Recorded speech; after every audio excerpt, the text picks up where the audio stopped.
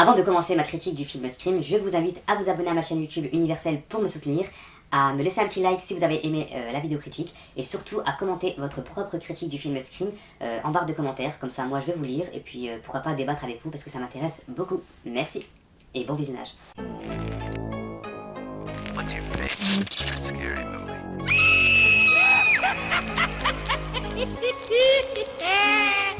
Alors pour ceux qui n'ont pas vu le film, quittez cette vidéo et revenez lorsque vous aurez vu le film parce qu'il y aura du spoiler. D'ailleurs je vais commencer maintenant. Il n'y a pas un tueur dans Scream, ni deux, ni trois, il y en a 5. Je m'explique. On va commencer par la scène d'ouverture. La scène d'ouverture est surprenante, elle est incroyable. Honnêtement je ne m'attendais pas à ça et j'ai été agréablement surpris. Pourquoi ? Tout simplement parce qu'en fait elle démarre classiquement comme toute scène de Scream, hein, c'est-à-dire que on a une victime qui reçoit des messages, etc. Et on sait que c'est Ghostface qui se cache derrière le téléphone et elle se fait sauvagement assassiner.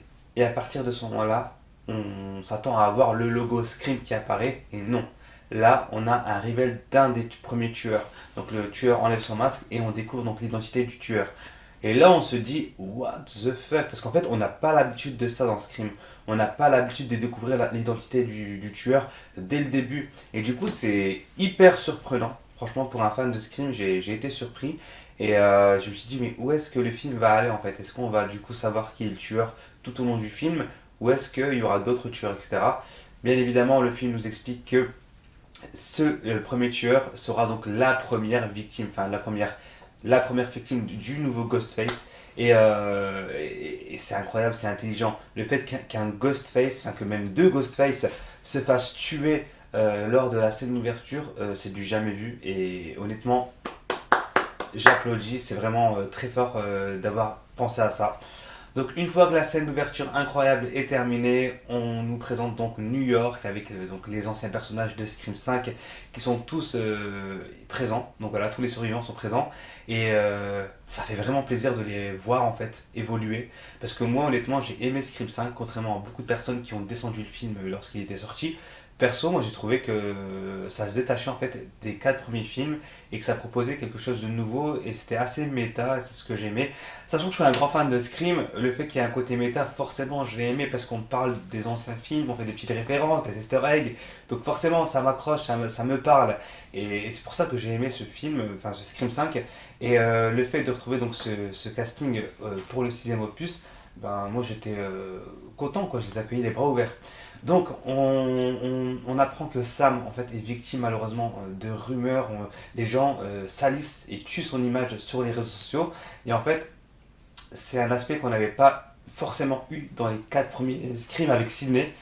Sidney c'était vraiment la victime, c'était vraiment la gentille de l'histoire, voilà, les gens compatissaient pour Sidney, ils disaient oh la pauvre etc, c'est une battante, elle a pas de chance etc.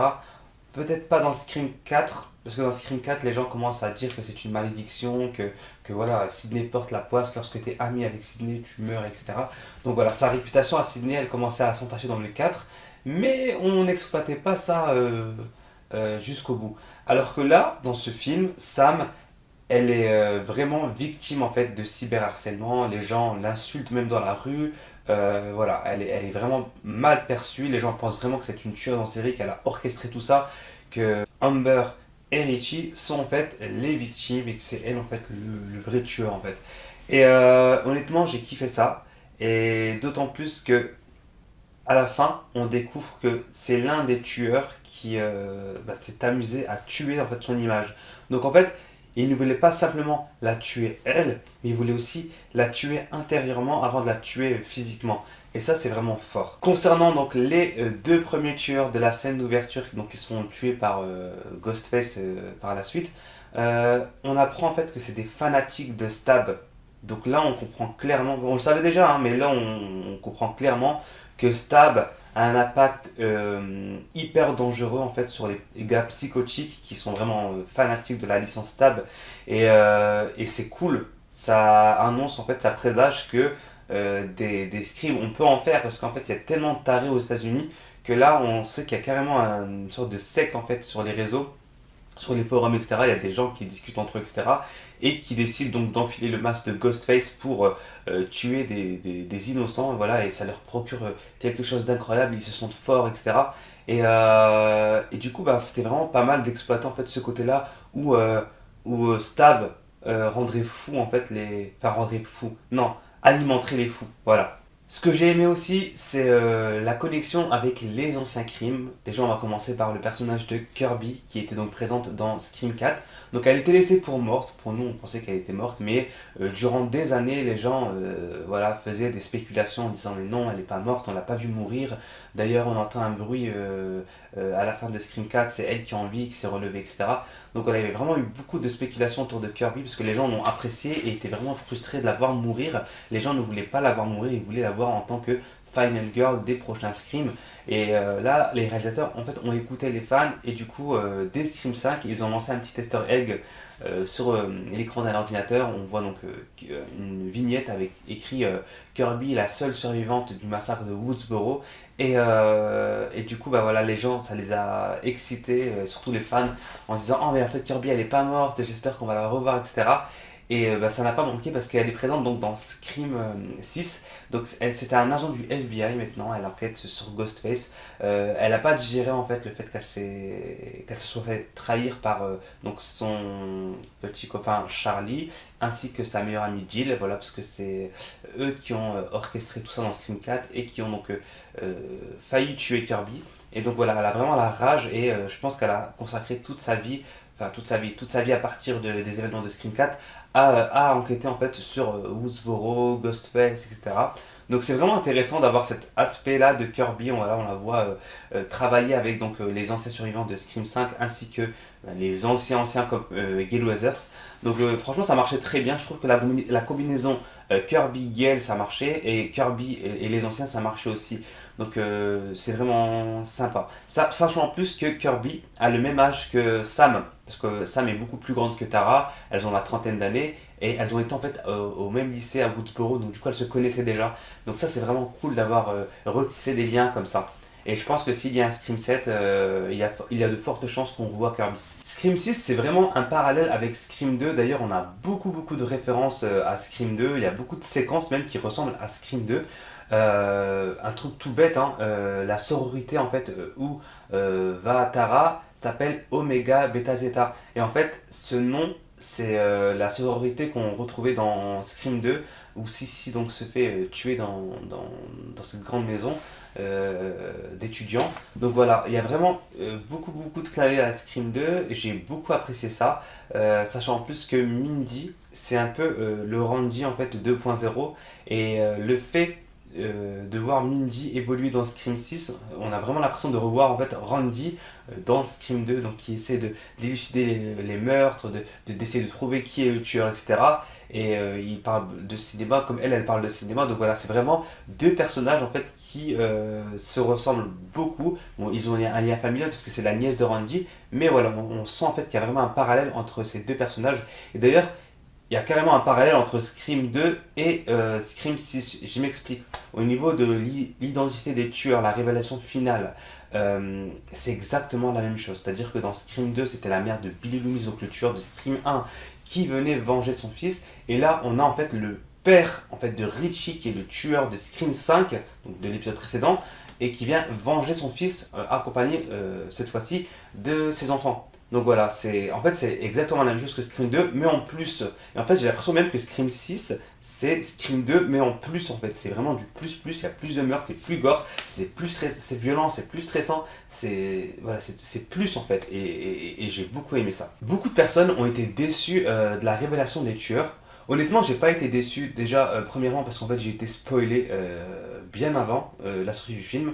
Donc sur ça, je suis un peu dégoûté. Mais je suis pas déçu, tout simplement parce qu'en fait là on s'en fiche en fait de qui sont les tueurs, en fait on s'en fiche complètement. Là ce qui est intéressant c'est qu'on approfondit le personnage de Richie dans ce film. Donc l'ancien tueur, donc Richie, on en apprend beaucoup plus sur lui. Déjà, on sait que c'est un collectionneur, alors que ça, on ne le savait pas dans Scream 5. Et ça, c'est vachement intéressant parce qu'on n'a jamais eu de tueur collectionneur d'objets, de la licence stable, des objets aussi de réels. En fait, je pense que Richie était vraiment un fan absolu de Woodsboro, de toute l'histoire en fait autour de Ghostface. Et je pense qu'il a commencé à collectionner donc des objets du film. Et ensuite, il a voulu aller plus loin dans sa passion et s'est mis donc à collectionner des objets, des pièces à conviction qui ont vraiment existé en fait dans l'univers Scream. Donc c'est vraiment intéressant comme développement de personnage, sachant en fait que le personnage est mort, mais on continue à le développer et ça c'est vraiment intéressant et c'est vraiment ce que j'ai apprécié en fait dans ce film. Donc en fait la révélation des tueurs, l'identité des tueurs dans Scream 6 aide au développement en fait du personnage de Richie et ça c'est pas négligeable et on a rarement eu ça hormis dans la première trilogie hein, avec Billy Loomis, on a développé son personnage grâce à Roman dans Scream 3 parce qu'on apprend en fait qu'il y a une connexion entre Roman et Billy Loomis et là en fait on a exactement la même chose pour Scream 6 en fait. On a cette même connexion qui fait que on peut développer un personnage mort. Et ça, c'est vraiment intéressant. Concernant les sœurs Carpenter, elles sont très différentes. On a Sam qui est un peu traumatisée en fait, des événements qui sont déroulés à Woodsboro un an auparavant. Et on a Tara qui est complètement dans le déni. Elle veut oublier tout ça, elle veut passer à autre chose, elle veut avancer. Et le problème, c'est que les deux ne sont pas sur la même longueur d'onde. Et le fait que Tara ait failli mourir en fait dans Scream 5 à cause de Sam, ça pousse Sam à être beaucoup trop protectrice vis-à-vis de sa sœur, sa petite sœur. Et du coup, on a des conflits entre les deux sœurs. Franchement, ça c'était prévisible, hein, parce que déjà dans Scream 5, on savait qu'il y avait une cassure entre les deux sœurs. Et je pense que le fait de les remettre ensemble, et ben ça appuie en fait sur cette cassure. Et c'était vraiment intéressant en fait, d'avoir deux personnages vraiment différents qui ont vécu la même chose et elles sont clairement en fait les personnages principaux de Scream hein. Donc du coup c'est bien qu'elles soient différentes et en plus de ça Sam est la fille de Billy Loomis donc du coup elle a encore ses visions de son père mort et elle est en fait torturée entre le bien et le mal, c'est à dire qu'elle aime tuer, ça se voit, elle aime planter le couteau dans l'os, dans la chair, mais il y a un côté d'elle qui ne veut pas être comme ça. Et je pense en fait que s'il y a un Scream 7, cette facette-là de sombre de Sam va vraiment être exploitée puisque je pense qu'on n'en a pas fini avec ça en fait. Concernant Gale, l'un de mes personnages préférés, Gale Weathers, honnêtement ça m'a fait plaisir de revoir la Gale Weathers un peu bitch, un peu tu sais la nana qui est là pour avoir des informations, qui est prête à écraser tout le monde pour briller. Et d'ailleurs, entre Scream 5 et Scream 6, elle a sorti un livre justement autour de Woodsboro, encore une fois, pour être au devant de la scène. C'est plus fort qu'elle, alors qu'elle avait juré qu'elle n'allait pas faire ça, et finalement, elle l'a fait. Et en fait, ça me fait plaisir de retrouver cette Gale, parce qu'en fait, c'est Gale. Les gens disent, ouais, c'est pas cohérent avec Scream 5, parce qu'elle avait pas ce même discours. Mais en fait, les gars, est-ce que vous avez vu les 4 premiers films?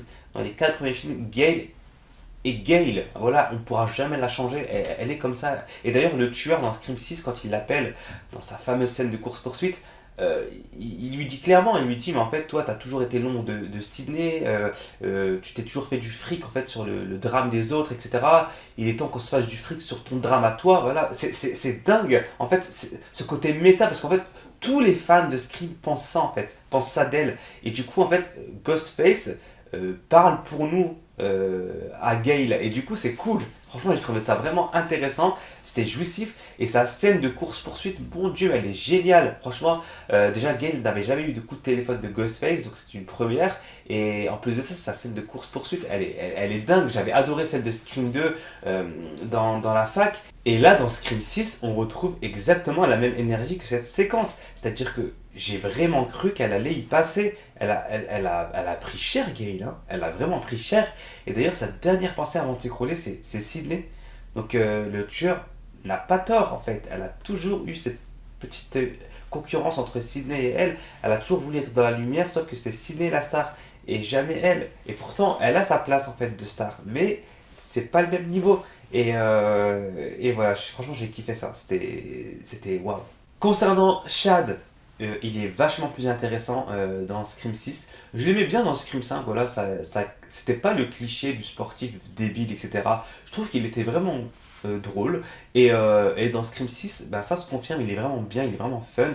D'ailleurs, il a créé le gang des 4, en fait, des 4 survivants. Et j'aime beaucoup ça. Je vous avais dit dans ma précédente vidéo que je voulais un duo, un trio, voilà, une team en fait de choc. Et ben, c'est lui-même qui l'a créé en fait, le gang des 4 survivants. Et ça me fait trop plaisir en fait que ce gang existe en fait. C'est très Scooby-Doo-esque en fait. Et j'aime ça en fait. En plus de ça, le Scream 6 est vachement axé en fait dans le côté thriller, enquête. Et c'est ce que j'avais aimé dans Scream 3. Et ça, on le retrouve dans Scream 6. Et c'est cool. Le fait que Kirby reprenne un peu la place du flic en fait que Dewey avait. Le fait que Sam et Tara deviennent en fait les nouvelles Sydney, que Gale reste de Gale. En conclusion, ce Scream est surprenant, il est violent. Les tueurs sont déterminés en fait à tuer Sam, que ce soit physiquement ou psychologiquement, via les réseaux sociaux.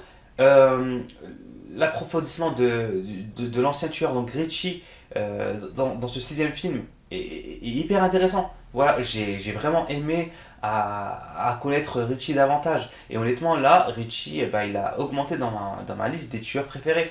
Et ça, j'aime beaucoup. Parce que j'avais beaucoup apprécié Amber, j'avais plus apprécié que Richie. Et finalement, là, quand on approfondit son personnage dans Scream 6, et ben, voilà, il augmente, il devient plus important. Donc, c'est vraiment une bonne chose. Le film est rapide.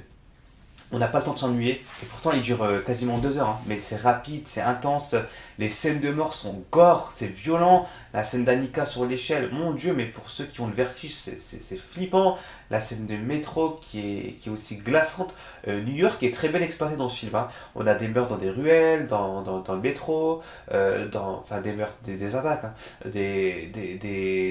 dans les bâtiments, dans des magasins alimentaires. Voilà, on a vraiment plein de lieux clés de New York qui sont utilisés avec Ghostface. Il attaque même en pleine rue, donc c'est waouh. Et la séquence où Ghostface tient une arme à feu, c'est flippant. Il a jamais été aussi flippant. Nous, on connaît Ghostface avec le couteau, mais là, le fait qu'il ait une arme à feu, il devient encore plus mortel. On dirait vraiment à la faucheuse. On se dit, mais si tu croises le regard de la faucheuse, t'es mort, même à distance. Parce qu'avec un couteau, il doit courir pour attraper sa victime. Là, il a simplement levé le flingue et a tiré. Et c'était vraiment flippant. Cette séquence, j'ai serré les fesses, hein. Honnêtement, j'ai serré les fesses. Et j'ai vraiment apprécié ça. Donc honnêtement, je suis pas déçu de Scream 6. C'est ce que j'attendais d'un Scream 6. Pour ceux qui crachent sur la licence, honnêtement, je ne sais pas ce que vous attendez de Scream. Parce qu'en fait, là, le film offre vraiment un beau spectacle, tout en respectant en fait les 4 premiers films. Donc honnêtement, je vois pas en fait ce que vous voulez de plus. Euh, Mon avis personnel, hein. Je trouve que la licence Scream, c'est celle qui réussit le mieux. On est au sixième film et il n'y a pas un film qui est mauvais. Ils ont tous leur charme, ils sont tous différents. Et c'est ce qui fait en fait la force de Scream, hein. J'espère vraiment que Scream 7 fera écho à Scream 3. Je m'explique. Dans Scream 5, c'était un parallèle à Scream 1. Donc le tueur, c'était le petit copain de l'héroïne. Donc on a eu voilà une sorte de calque. Ensuite, dans Scream 2, on a eu donc le parent qui est vengeur. D'accord. La mère de Billy Loomis, le père de Richie. Et là, dans Scream 3, bah, honnêtement, je vois bien un parallèle familial, hein. Dans Scream 3, c'était donc le frère, le demi-frère de Sidney Prescott qui se vengeait de Sidney parce qu'il était jaloux d'elle. Et là, moi, je vois bien pour un Scream 7, la mère de Sam qui veut se venger de Sam parce qu'en fait, elle a détruit sa vie. Le jour où Sam a pris le journal intime de sa mère et qu'elle a déballé sa liaison avec Billy Loomis, elle a détruit en fait la vie de sa mère. Et d'ailleurs, sa mère, on apprend qu'elle est alcoolique, qu'elle est pas bien, qu'elle est instable, qu'elle n'est plus en contact avec Tara, parce qu'en fait, Tara a su la vérité, donc du coup, elle ne parle plus à sa mère. Elle est un peu isolée, en fait, la mère de Sam et Tara. Et du coup, elle a perdu aussi son mari, parce que son mari l'a quitté quand il a découvert que Sam n'était pas sa fille, etc. Donc Sam a détruit la vie de sa mère. Donc je pense que ça serait bien que dans Scream 7, la mère de Sam et Tara soit le meurtrier, qu'elle veuille tuer Sam. Donc voilà, c'est une idée. Eh bien écoutez, cette vidéo va prendre fin. J'espère que ma critique de Scream 6 vous a plu. En tout cas, moi j'ai passé un très bon moment. J'ai hâte que le Blu-ray sorte pour l'ajouter à ma Blu-ray Tech. Et puis nous, on se retrouve très vite pour une prochaine vidéo. Salut!